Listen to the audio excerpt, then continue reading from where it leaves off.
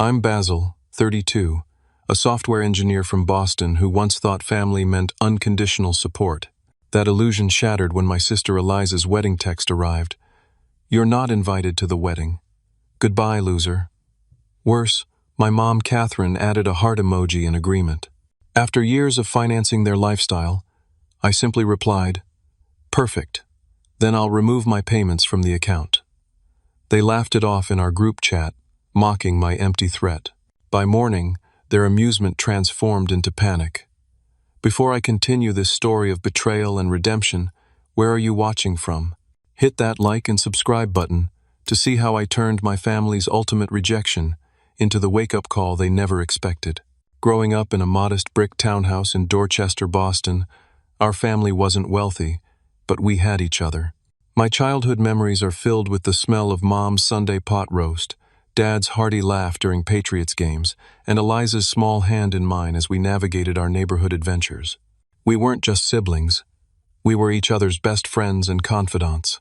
2 years younger than me, Eliza had these bright hazel eyes that crinkled when she laughed, and I made it my personal mission to hear that laugh every day. When I was 12 and Eliza was 10, our parents' marriage crumbled under the weight of financial stress and growing resentment. The divorce wasn't just paperwork. It was the earthquake that reconfigured our entire family landscape. Dad moved 3 states away for a job opportunity, his presence reduced to weekend phone calls that gradually became monthly, then holiday-only conversations. Mom Catherine was suddenly both parents, working double shifts as a hospital administrator to keep our lives somewhat stable. The real shift came when I turned 15. Mom met Richard, a financial consultant whose tailored suits and German luxury car signaled the comfortable lifestyle that had eluded our family for years. Their whirlwind romance culminated in a wedding that cost more than our annual expenses. Suddenly, we moved from our modest townhouse to Richard's sprawling colonial in Brookline, complete with a heated pool and landscaped gardens. While our address changed, something more fundamental shifted too. Mom and Eliza took to the new lifestyle with enthusiasm, embracing designer clothes, country club memberships, and social events with Richard's well-connected friends. I found myself more drawn to my computer, coding late into the night, finding comfort in the logical world of programming where effort directly translated to results. Despite the growing distance between our interests, Eliza and I maintained our bond through those early teenage years. I remember teaching her to ride a bike in our new neighborhood, her determined expression as she wobbled down the street, refusing to let me hold the seat any longer than necessary. When some rich kid at her new school made fun of her Boston accent, I spent hours helping her practice pronunciation while reassuring her that her voice was perfect just as it was. We had our secret language too, a combination of made-up words and hand signals that confused our parents and gave us our private world. Zamboni meant we needed to talk privately. Flibbergibbet was our code for feeling sad, but not wanting to show it. A quick tug on an earlobe meant, "I've got your back," without saying a word. The divorce had created a foxhole mentality, us against the world. When Mom was working late before Richard entered our lives, I'd make dinner for Eliza, helping her with homework afterward. When she had nightmares, it was my room she ran to, not Mom's. I held her hand during thunderstorms and coached her through school presentations. These weren't burdens. They were the threads weaving our sibling relationship into something special.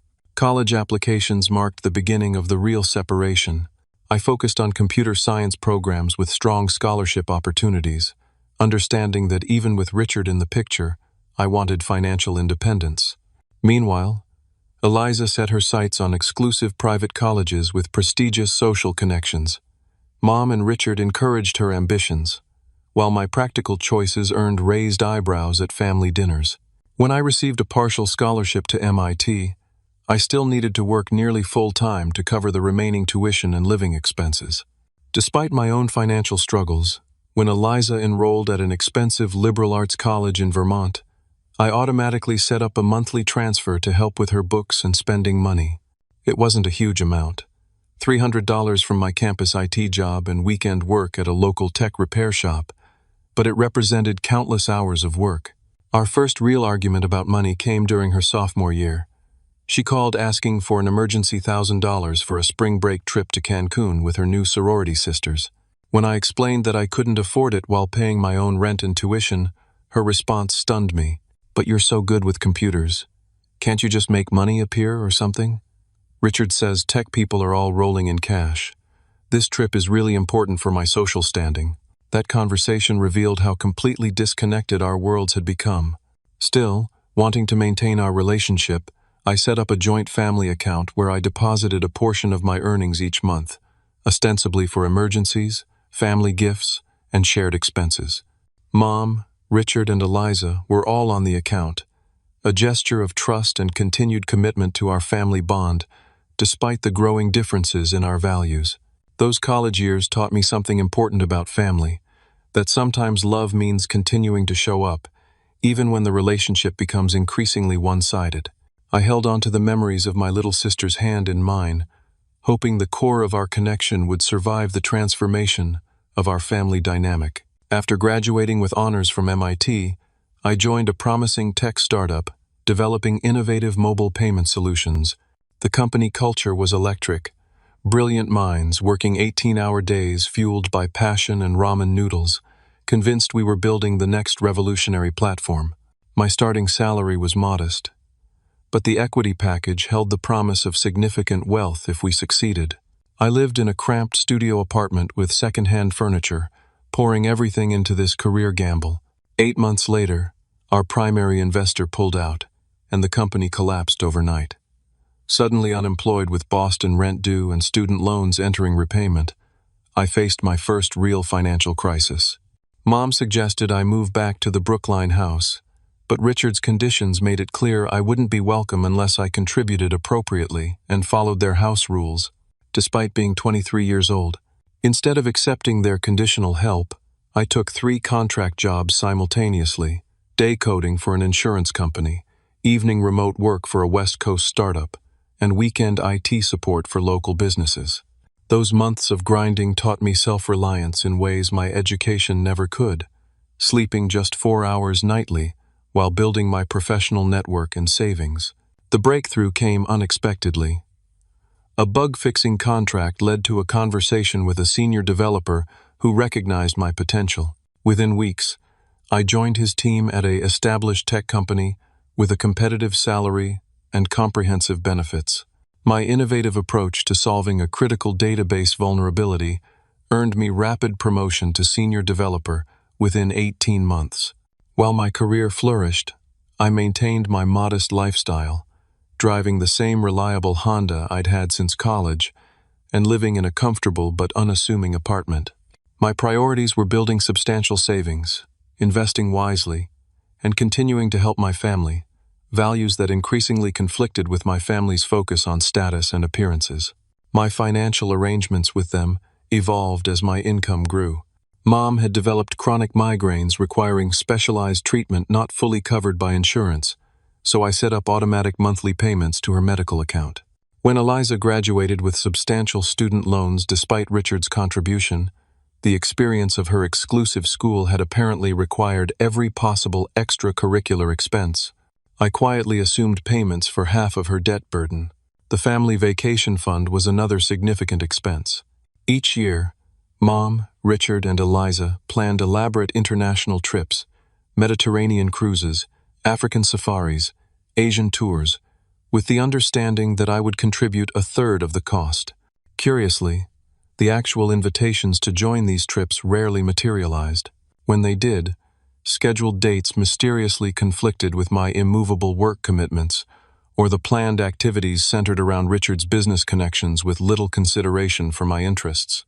Every month, substantial deposits automatically flowed from my account into our shared family fund, a financial umbilical cord. I couldn't bring myself to cut despite the growing evidence that my role in the family had become primarily financial. The social divide widened as Eliza graduated and secured a position at a prestigious marketing firm through Richard's connections. Her Instagram transformed into a carefully curated showcase of rooftop cocktail parties, weekend getaways to Martha's Vineyard, and charity galas where she mingled with Boston's elite. My occasional appearances in her social media decreased, then disappeared entirely. When Eliza introduced her boyfriend Harrison Whitfield at a family dinner, the The contrast between our worlds became painfully obvious. From a prominent banking family with deep New England roots, Harrison exuded the polished confidence of someone who had never questioned his place in the world. His conversation centered around sailing competitions, his family's Cape Cod compound, and the exclusive clubs where he held membership. "And what exactly do you do with computers all day, Basil?" he asked during dessert, his tone suggesting he was inquiring about an exotic but somewhat distasteful hobby. Before I could respond about my work leading cybersecurity protocols for major financial institutions, Eliza jumped in. "Oh, Basil fixes things when they break. Kind of like IT support but with more complicated problems," she explained, dramatically simplifying my role as chief security architect. "That must be fulfilling," Harrison replied, clearly struggling to show interest. "My cousin tried coding once during a summer program, but he found it rather tedious. He's in venture capital now, much more suitable for someone with his background."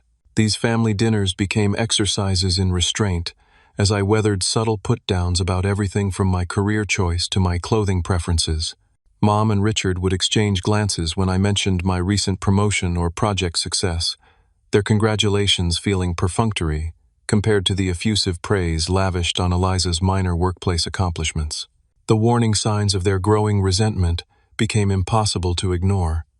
Once, arriving early for Sunday dinner, I overheard Richard in the study with his country club friends. "Catherine's son?" "Yes, he does something with computers. Successful enough, I suppose, but lacking the social graces for proper Boston circles. Bit of an embarrassment at events, honestly. Eliza, thankfully, has embraced our lifestyle beautifully." More painful was Mom's response. "We're working on Basil. He's always been the difficult one, so resistant to guidance. Thank goodness Eliza understands the importance of connections and appearance."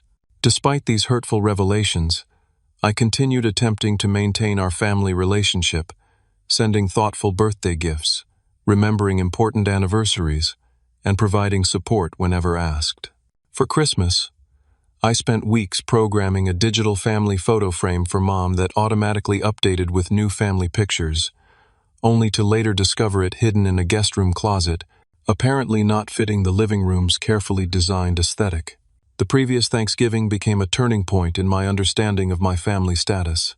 Arriving at the house, I discovered an elaborate dinner setting for 20 people, Richard's business associates and their families.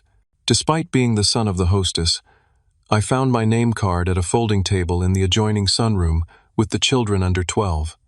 My placement an unmistakable statement about my position in the family hierarchy. When I quietly asked Mom about the seating arrangement, her response was revealing. "Basil, Harrison's family is here, and they're very particular about dinner conversation.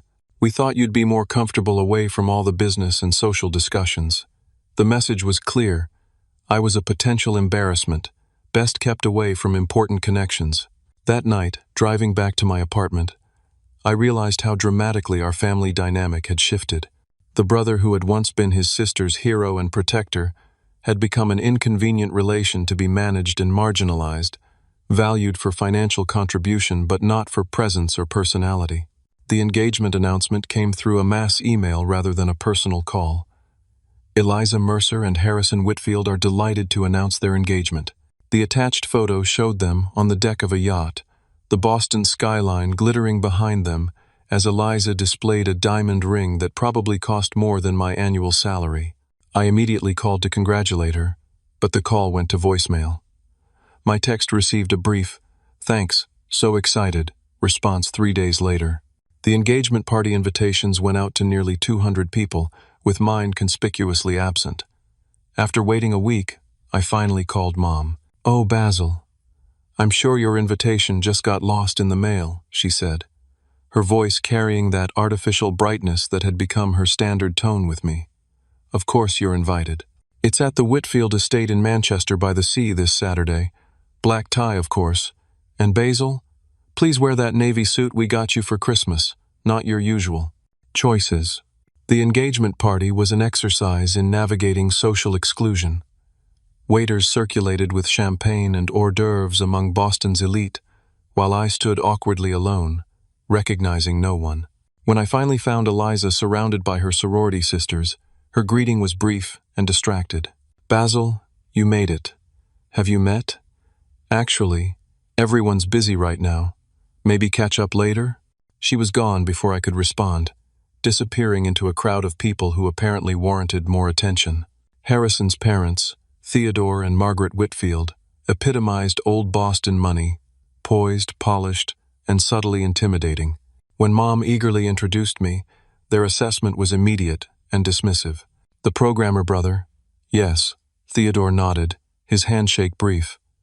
"Harrison mentioned you work with computers. My personal assistant handles our family's IT needs. Quite good with the email problems and such." Despite this chilly reception, I made genuine efforts to connect with Harrison, believing that finding common ground with my future brother-in-law was important for Eliza's sake. Finding him alone by the bar, I initiated conversation about his interest in sailing, one of the few details I'd gleaned about him. "I've actually been learning to sail at the community boating program on the Charles," I offered. "Nothing like your racing experience, but I've found it really peaceful being out on the water."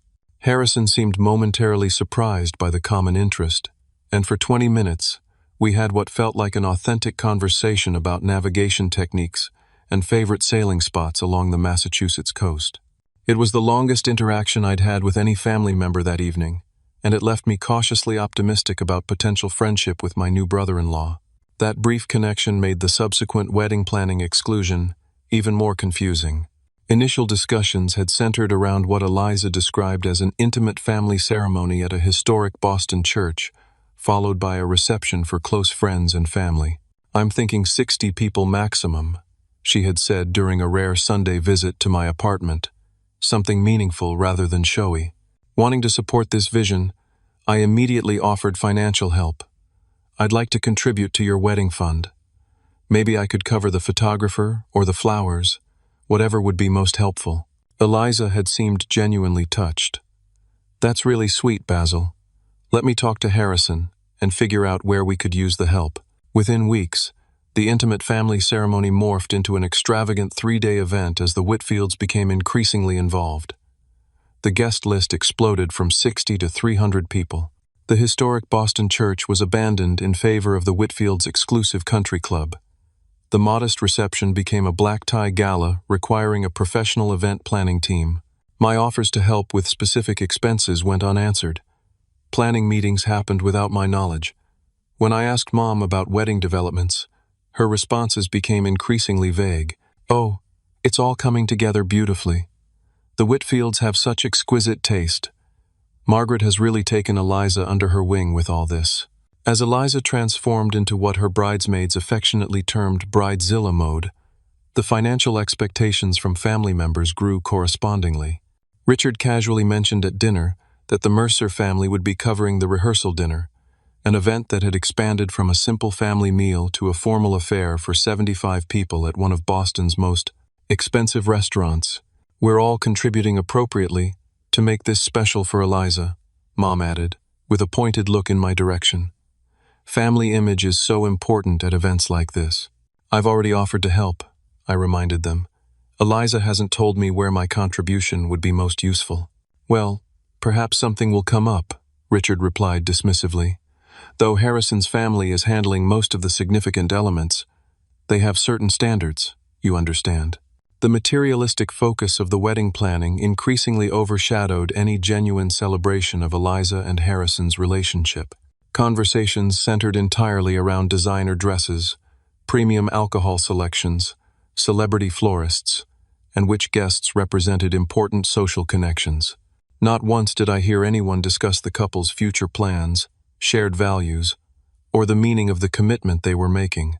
1 week before the fateful group text, I discovered through a banking notification that substantial withdrawals had been made from our shared family account, the one I primarily funded, for wedding-related expenses.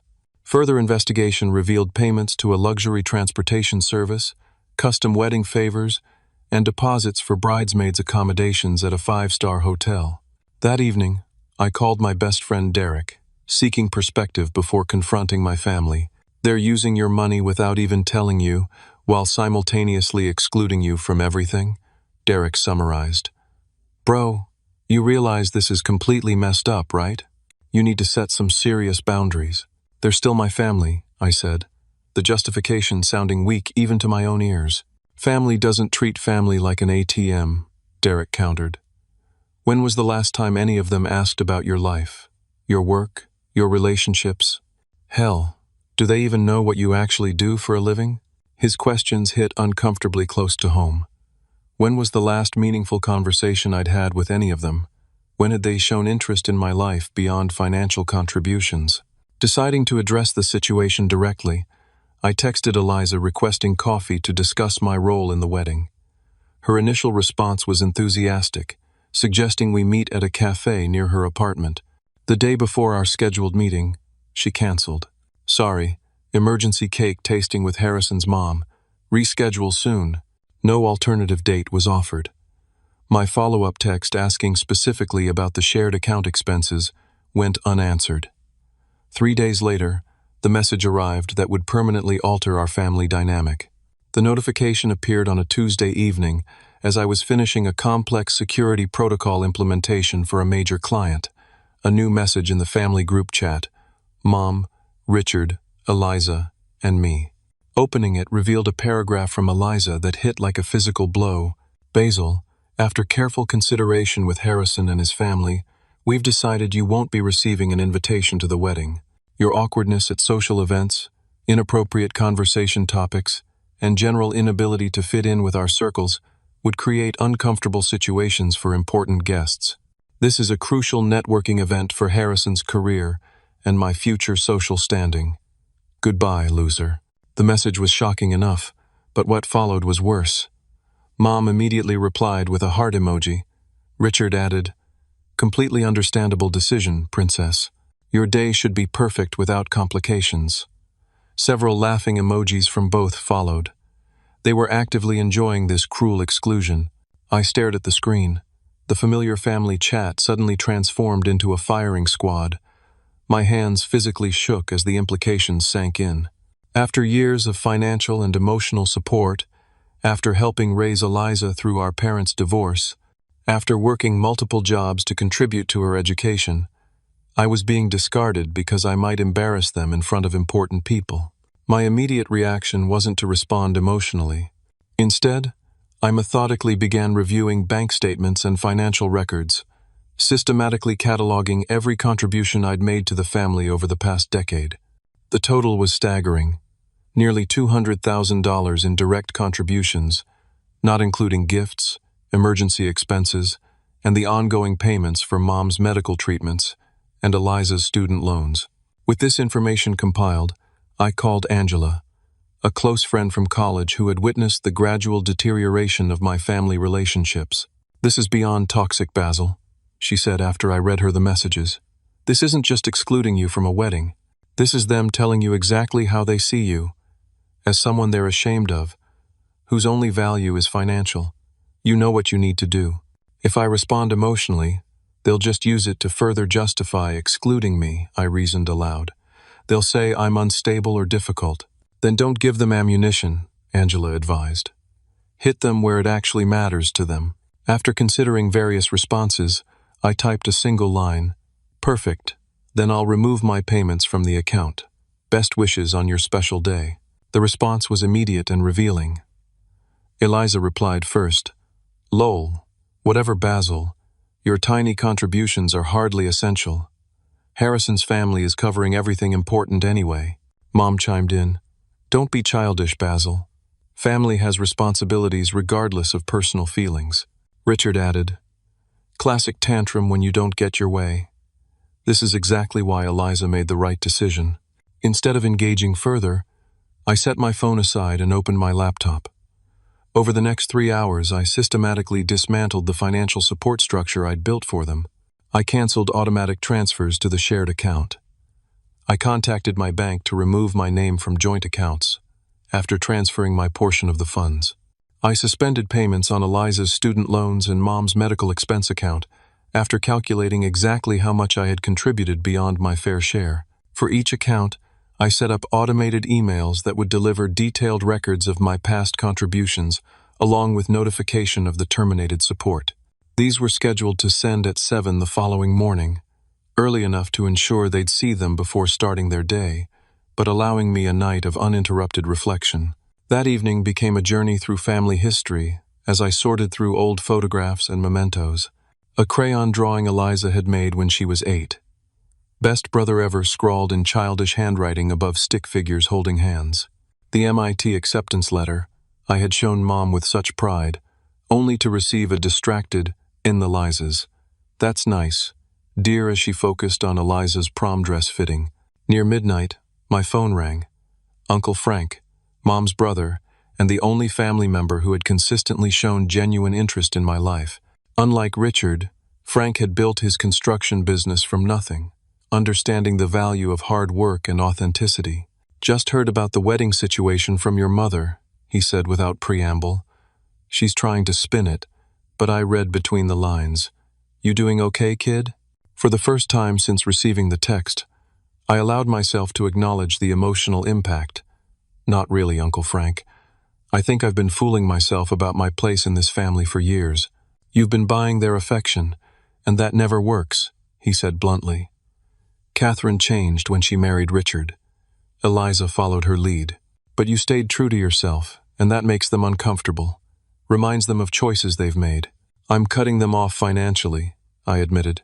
"Is that too harsh?" Uncle Frank's laugh held no humor. "Harsh would be publishing those texts for all their fancy friends to see. Financial independence is just healthy boundaries. Long overdue, if you ask me." That conversation solidified my resolve to permanently change my financial relationship with my family. This wasn't about revenge. It was about self-respect and finally acknowledging the one-sided nature of our relationship. As I finally fell asleep around 3 in the morning, I felt a strange combination of grief and liberation, mourning the family I had wanted while freeing myself from the family that actually existed. At 7:15 the next morning, I met with Janet, my financial advisor, bringing complete documentation of the family financial entanglements I needed to address. Her professional demeanor briefly faltered as she reviewed the extent of my one-sided contributions. "Basil, I've been advising you for 3 years, and you've never mentioned these substantial ongoing family obligations," she said, frowning at the spreadsheet. "This represents nearly 30% of your annual income. I considered it normal family support," I explained, the justification sounding hollow even to my ears. "There's supporting family, and then there's being taken advantage of," she replied carefully. "These are completely different situations." We spent 2 hours creating a proper separation plan. For accounts where my name appeared, we documented all previous contributions before removing me from the account. For ongoing payments like Mom's medical expenses and Eliza's student loans, we calculated exactly what portion represented my fair contribution versus what had been shifted to me inappropriately. Janet helped draft formal letters explaining exactly what financial arrangements were changing and why, all in professionally neutral language that couldn't be dismissed as emotional reaction. My phone had begun ringing incessantly around 7:30, but I let everything go to voicemail during the meeting. By 9, I had 23 missed calls, 15 voicemails, and 42 text messages. Mom's voicemails evolved from confusion to anger to panic. 7:32 a.m. "Basil, call me immediately to explain these ridiculous emails." 8:05 a.m. "This childish behavior is completely unacceptable. Call me now." 8:47 a.m. "Please, Basil, we need to discuss this immediately. There's been a terrible misunderstanding." Eliza's texts showed a similar progression. 7:35 a.m. "Very funny with the account thing. Joke's over." 8:10 a.m. "You can't actually be serious about this. Call me." 8:52 a.m. "Basil, please, I'm sorry about what I said. Can we please talk? This isn't fair." Most revealing were Richard's messages, which quickly escalated to threats. 7:40 a.m. "Completely unprofessional behavior. Reconsider immediately." 8:15 a.m. "You have responsibilities to this family regardless of personal feelings." 8:58 a.m. "If you don't restore these accounts immediately, There will be serious consequences for your relationship with this family. Final warning. I deliberately chose not to respond immediately. This wasn't a negotiation or an emotional reaction they could dismiss. This was the establishment of new boundaries that should have existed long ago. By 11 that morning, the practical consequences of my financial separation had begun cascading through their carefully planned social facade. My email pinged with a forwarded message from Eliza, the wedding venue threatening to cancel due to a missed payment deadline. The non-refundable deposit had apparently been refundable after all when the subsequent payment didn't arrive. A text from Mom included a screenshot from her credit card company declining a final payment on Eliza's wedding dress alterations due to exceeding her credit limit. Without my regular contributions supplementing her spending, her carefully managed credit balancing act had collapsed. Most significantly, Harrison's father had apparently started asking uncomfortable questions about the sudden financial disarray. A panicked voicemail from Eliza revealed that Theodore Whitfield had expressed serious concerns about financial responsibility and transparency after learning of the venue payment issue. By early afternoon, extended family members began reaching out, having received confused calls from Mom seeking emergency loans. My cousin Taylor texted, "What's happening with Aunt Catherine? She just asked Dad for $15,000 for a wedding emergency, but wouldn't explain details." I maintained digital silence throughout the day, focusing on work while the situation unfolded. At 6:30 that evening, the inevitable confrontation arrived at my door. Mom, Richard, and Eliza appearing unannounced at my apartment, their expressions a mixture of anger and desperation. "We need to talk," Richard announced, attempting to push past me into the apartment. "Yes, we do," I agreed, blocking the entrance. "But not with this approach. If you want a conversation, we can meet tomorrow at a neutral location with clear agenda points. Tonight isn't happening." "You've destroyed everything," Eliza cried, makeup streaked from tears. "The Whitfields are questioning the entire wedding now because of your petty revenge." "This isn't revenge," I corrected calmly. "This is me stopping voluntary financial support after being explicitly told I'm not considered family except for my contributions." "It was just a joke that went too far," Mom insisted, her voice taking on the cajoling tone she'd used during my childhood when trying to smooth over problems. "You know how stressed Eliza gets." "She didn't mean any of it." "The heart emoji you added suggested you found it pretty amusing," I noted, as did Richard's supportive response. "But we can discuss all this tomorrow, after everyone has calmed down." "There's nothing to discuss," Richard blustered. "You have responsibilities to this family. Your mother and sister need your support." "No," I said firmly. "What they need is my money. Those are entirely different things. And after years of being treated as an embarrassing ATM, that arrangement is permanently terminated." As they continued protesting, I closed the door with a final comment. "Uncle Frank's house, 2 o'clock tomorrow. I'll bring complete financial records. You bring honest explanations. Or don't come, and this becomes our new normal." Their protests continued from the hallway for nearly 20 minutes before they finally departed. That night I slept more peacefully than I had in years. The weight of unspoken resentment and one-sided obligation finally lifted from my shoulders. Uncle Frank's modest craftsman home in Jamaica Plain provided the neutral ground needed for our family meeting. At my request, he had arranged for his longtime friend Patricia, a family therapist, to mediate the conversation. The living room was arranged with deliberate formality, chairs positioned to avoid anyone feeling cornered or dominant in the space. Mom, Richard, and Eliza arrived precisely at 2, their expressions guarded. Richard's typical commanding presence seemed diminished, his designer suit incongruous in Frank's practical, working-class home. Mom had clearly spent considerable effort on her appearance, perhaps believing presentation could somehow influence the outcome. Most revealing was Eliza's subdued demeanor, the confident socialite replaced by someone who looked like she hadn't slept. "Thank you for coming," Patricia began after introductions.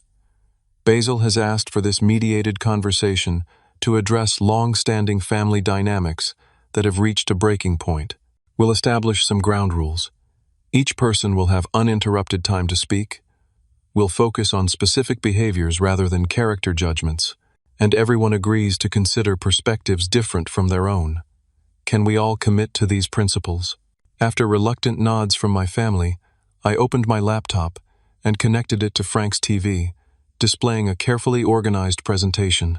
I'd like to start by establishing facts rather than emotions, I explained. This first slide shows the complete history of my financial contributions to our family over the past 8 years. Green indicates regularly scheduled transfers to shared accounts. Blue represents emergency assistance. Red shows wedding-related expenses. The cumulative total at the bottom of the spreadsheet caused visible reactions. Mom's hand covering her mouth, Richard shifting uncomfortably, Eliza staring at the floor. The next slides contain text message and email histories documenting the progression of our family relationship, I continued, methodically displaying dozens of exchanges, showing increasingly dismissive responses to my attempts at genuine connection, contrasted with immediate engagement when financial support was needed. Finally, I said, displaying the wedding exclusion text and subsequent responses, this is what prompted my decision to terminate financial support. Not just the exclusion itself, but the evident enjoyment you all took in delivering this message. Richard attempted to interrupt, but Patricia gently reminded him of the ground rules. When my presentation concluded, the room remained silent for nearly a full minute. Eliza, would you like to respond first? Patricia suggested. My sister looked up, her usual confidence completely absent. I don't even know what to say. Seeing it all laid out like this, her voice cracked. The wedding text was horrible. I can't believe I wrote those things to you. Why did you? I asked simply. What followed was a breakdown I hadn't anticipated. Eliza dissolved into tears, eventually revealing a complex web of insecurities and external pressures that had been building for months. Harrison's family has been suffocating me with expectations, she admitted between sobs, especially his mother. She scrutinizes everything, my friends, my family, my background. She made comments about you being new money tech, and how that might reflect poorly on their family reputation. So you threw me under the bus to impress your future in-laws, I clarified. It's more complicated than that, Eliza continued. I've been jealous of you for years, Basil. You've always been so secure in yourself. You never needed their approval. You built your own life, while I've been desperately trying to fit into this world that never quite accepts me. That text was awful, but it wasn't really about you. It was me trying to prove my loyalty to their social hierarchy. Her confession shifted something in the room's dynamic. For the first time in years, I glimpsed the little sister I had protected, rather than the status-obsessed stranger she had become. I've been terrible to you, she concluded, looking directly at me for the first time. After everything you did for me growing up, after all your support, I don't expect forgiveness, but I am truly sorry, and I want a chance to rebuild whatever might be left between us. Mom's response proved more difficult to extract. Initially defensive, she attempted to minimize both the wedding text, just wedding stress talking, and the years of emotional distance. We've all been busy with our own lives. It took Uncle Frank's intervention to break through her deflections. Katie, he said, using her childhood nickname, remember when we were kids and Dad would always say, I was the athletic one and you were the smart one? Remember how that boxing in of our identities hurt both of us for years? You're doing the same thing to your son, except you've decided his only value is financial support. That's not true, Mom protested weakly. Isn't it? Frank pressed. When was the last time you asked about his work? Not what he earns, but what actually matters to him about it. When did you last introduce him to your friends with pride instead of apology? When did you defend him rather than join in when Richard or Eliza made him the family punchline? Mom's carefully composed facade finally cracked. I don't know when it changed, she whispered. After the divorce, Basil was so capable, so self-sufficient. Eliza needed me more, or I thought she did. Then Richard came along, and suddenly we had access to this world I'd always felt excluded from. I got caught up in it all. She turned to me, tears forming. Somewhere along the way, I started taking your strength for granted. I assumed you didn't need the attention or validation because you seemed fine without it. That wasn't fair. No matter how independent you are, You deserved a mother who championed you. The heart emoji? I asked quietly. Was inexcusable, she acknowledged. I was trying to support Eliza, but I should have immediately called out that text as completely unacceptable. I failed you fundamentally as a mother in that moment. Richard's contribution to the conversation was predictably self-serving, focusing primarily on family image and financial arrangements. Patricia skillfully redirected him multiple times, eventually extracting an acknowledgement that his treatment of me had been perhaps unnecessarily dismissive, the closest thing to an apology his pride would allow. As the 4-hour conversation approached its conclusion, I outlined my terms for moving forward. I'm willing to rebuild relationships with those genuinely interested in mutual respect and authentic connection. But certain things are non-negotiable. First, complete financial independence for all parties. I'll honor specific commitments I've made, like the portion of Mom's medical expenses we agreed I'd cover, but no more unlimited access to my accounts. Second, respect is mandatory. No more dismissive comments or social exclusion. Third, I expect genuine interest in my life, not just my financial contribution to yours. Looking directly at Eliza, I added, regarding the wedding, I'll attend if invited sincerely, not out of financial panic. But my attendance would be as a brother who values our history and potential future relationship, not as a wallet to solve your budget crisis. Mom reached across the coffee table to take my hand, the first genuine physical contact we'd had in months. I want my son back in my life, whatever that takes. Eliza nodded through tears. Me too, and not because of money, because you're my brother, and I miss who we used to be. Richard's tight smile suggested his agreement was more pragmatic than heartfelt, but he nodded nevertheless. As they prepared to leave, Eliza lingered behind. Harrison actually asked about you yesterday, she said quietly. He said our sailing conversation at the engagement party was the only authentic interaction he had all night. He wanted to know if you might be willing to go sailing with him sometime. Her smile was tentative, but genuine. I think he's relieved to potentially have one family member who isn't obsessed with status. That unexpected revelation offered the first fragile hope that something positive might emerge from this painful reckoning, not just with my family of origin, but potentially with the new family connections forming through Eliza's marriage. The wedding that eventually took place bore little resemblance to the status-driven spectacle originally planned. The guest list shrank from 300 to 80 people, focusing on genuine relationships rather than business connections. The venue changed from the Whitfield's Country Club to the historic Boston Public Library courtyard, elegant but meaningful, as both Eliza and Harrison shared a love of literature. Most significantly, my role shifted from excluded embarrassment to honored family member. 3 weeks after our family meeting, Eliza and Harrison visited my apartment with a handwritten note asking if I would consider giving a reading during the ceremony. Robert Frost's The Road Not Taken, a poem that held special meaning in our childhood. We want the wedding to reflect what actually matters, Eliza explained, a new authenticity in her voice, not what impresses people who barely know us. The weeks leading up to the wedding revealed a gradual but meaningful shift in Harrison's family as well. Freed from the pressure of meeting Theodore and Margaret Whitfield's exacting social standards, Eliza began standing up for herself and her family. Surprisingly, this backbone earned her more respect from Harrison's parents than her previous attempts to conform ever had. Harrison himself proved to be more complex than my initial impression. During our sailing excursion on the Charles River, he confessed his own discomfort with his family's social expectations. I went along with all their networking obsessions because it seemed easier than fighting it, he admitted as we navigated around a buoy. Watching Eliza stand up to them recently made me realize I've been letting them dictate too much of my life too, including how I judged you when we first met. On the morning of the wedding, I arrived early at the library to find Eliza alone in the bride's room, surprisingly calm as she adjusted her simple but elegant dress.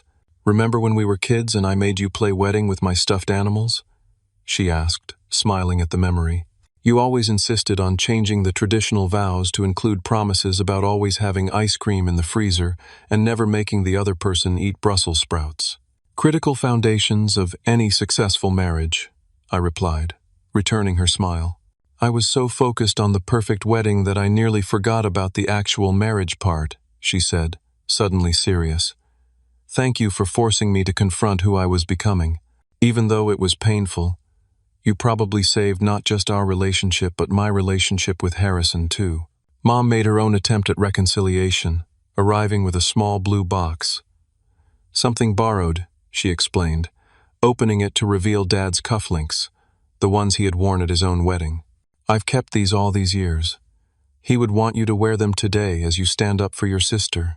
The ceremony itself was intimate and genuine, a sharp contrast to the performance it had nearly become. When I delivered the Frost poem, I caught Uncle Frank wiping away tears and noticed Theodore Whitfield nodding appreciatively at the verse about choosing the road less traveled. At the reception, I gave a brief speech that acknowledged both the challenging past and hopeful future of our family relationships. Siblings have a unique bond, I said, raising my glass to Eliza and Harrison. We share history that shapes us, arguments that strengthen us, and love that sustains us even through difficult times. Eliza, we've traveled a complicated road to reach this celebration, but I wouldn't trade our journey for anything. It's taught us both what truly matters. The healing process extended beyond the wedding day. Our first Thanksgiving with new boundaries proved initially awkward. Richard still occasionally slipping into condescending comments, Mom sometimes reverting to old patterns of favoritism. But these moments were now addressed directly, rather than silently endured, creating space for more authentic interaction. Both individual and family therapy sessions became part of our recovery process. During one particularly powerful session, Mom finally acknowledged how her own insecurities had driven her to prioritize status and appearance over authentic connection. I was always the poor scholarship girl among wealthy classmates, she admitted. When Richard offered entry into that world, I grabbed it with both hands, terrified of ever going back to feeling less than. I pushed that same fear onto my children without realizing it. Trust rebuilt slowly, through actions rather than promises. Eliza began calling regularly just to check in, showing genuine interest in my projects and life. Mom started attending my company's public events, proudly introducing me to her friends without qualifiers or apologies. Even Richard, in his limited capacity for change, began occasionally asking substantive questions about my work. The most unexpected positive change came in my personal life. With the energy previously consumed by family drama now redirected, I found myself open to new relationships. Through Harrison's cousin Emma, I met Sophia, a brilliant architectural engineer whose straightforward manner and authentic approach to life proved immediately compelling. Our first date stretched from coffee to dinner to midnight conversations about everything from structural innovations to favorite childhood books. 6 months after the wedding, at a family dinner celebrating Uncle Frank's birthday, I brought Sophia to meet everyone. Watching her effortlessly navigate conversation with my formerly intimidating family, now significantly humbled by our reckoning, crystallized how dramatically things had changed. I never would have met Sophia if I hadn't stood up for myself, I told Uncle Frank as we watched her deep in animated conversation with Eliza about sustainable building materials. Funny how setting boundaries actually created space for better connections. Not funny, Frank corrected. That's exactly how it's supposed to work. Healthy relationships need honest foundations. You finally stopped building on quicksand. This journey transformed every aspect of my family relationships. What began with a cruel text message ultimately forced a reckoning that none of us could have navigated without that breaking point. The financial leverage I applied wasn't about punishment. It was about finally demanding the respect I'd earned through years of support and loyalty. The profound lesson I've carried forward is that true family isn't defined by obligation or financial dependency. It's built on mutual respect, authentic interest, and support that flows in all directions. Sometimes the most loving thing you can do, both for yourself and for those who've taken you for granted, is to stand firmly in your worth and refuse to accept anything less than the respect you deserve. Have you ever had to establish difficult boundaries with family members who took you for granted? Did it ultimately strengthen your relationships like it did mine? Or did you discover that some relationships couldn't survive honest expectations? Share your story in the comments below.